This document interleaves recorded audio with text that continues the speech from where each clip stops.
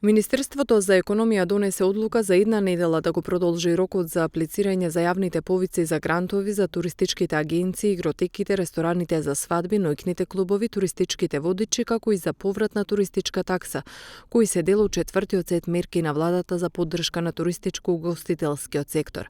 Министерот за економија Крешник Бектеши во дебатна емисија "И што сега" на националната телевизија кажа дека оваа одлука е донесена со цел да се излезе во пресрет на туристичкиот сектор и овие средства да бидат целосно искористени. Бидејќи во текот на минатата недела, откако беа објавени јавните повици за мерките за грантови, утврдивме дека доцнат уверенијата од управата за јавни приходи. Донесовме одлука рокот за аплицирање да го продолжиме за една недела, за да може да аплицираат сите кои што ги исполнуваат условите. Целта на овие мерки е да бидат искористени од оние за кои се наменети. Затоа испланиравме толку средства, знаеме колку лиценци има за ресторани за свадби, колку пари се исплатени за туристичка такса и колку туристички водачи има. Врз тие податоци ние ги програмиравме средствата за овие мерки и има доволно пари за сите, кажа министерот Бектеши.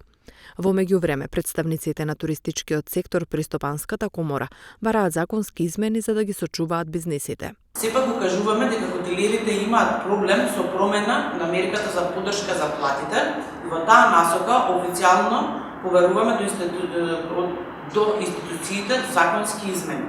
Голем број хотели во државата ќе бидат принудени временно да ги затворат своите објекти, а вработените да ги пријават како невработени ако не се направат измени во Законот за финансиската поддршка на работодавачите погодени од корона кризата во делот на платите за октомври, ноември и декември 2020.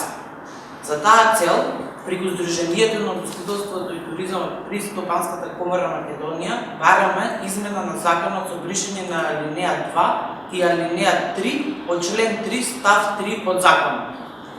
Поради корона ситуацијата, голем број работници од секторот угостителство и туризам доброволно заменуваат од работа и бараат вработување во друг сектор, а во дел од хотелите бројот на вработени е намален поради сезонски карактер.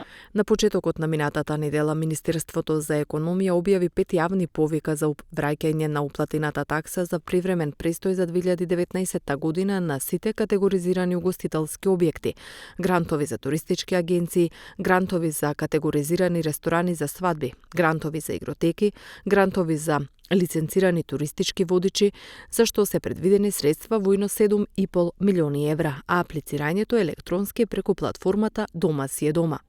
Бектеши додаде дека со следната година во предлог буџетот на Министерството предвидени се 250.000 евра за дигитална промоција на туристичката понуда на земјата со цел повторно да се привлечат странските туристи.